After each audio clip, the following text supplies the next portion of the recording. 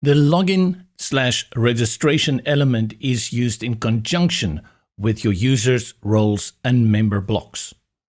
Make sure you have that all set up, and then you're going to use this element to allow people to log into your website or for new users to register. Typically, you will have either in your header or somewhere on your page a login part. Often that's also even in the footer.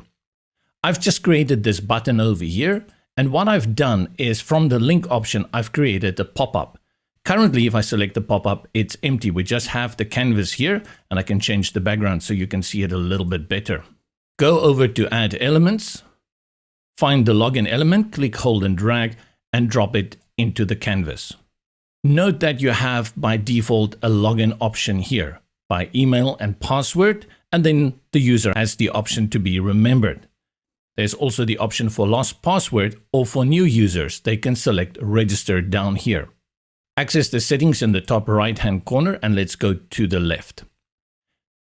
By default, it brings in the login, but there are a few other options. You have authorized, register, and then forgot password.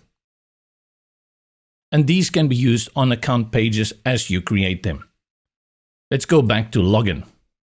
Go over to advanced, and you can deselect any of these options. If you do not want the lost password or register to appear on the login form, simply deselect them.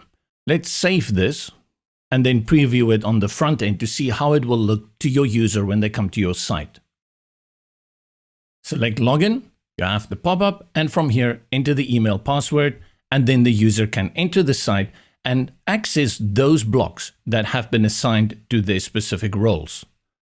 To create a new sign up, we want registration. Let's select login, and I go back to my pop-up that I've created, access the login form, and then select type, register. We have a number of fields here, which again, you can deselect going to advanced and deciding which you want to display or not. Maybe you don't need a phone number or back to login, and lost password, definitely something you won't use for a first-time registration. Once you go back to type, you can assign a default role for this person who's subscribed, in this case as a subscriber. Let's change our title here to sign up. And this is another great way to give people additional access to your site.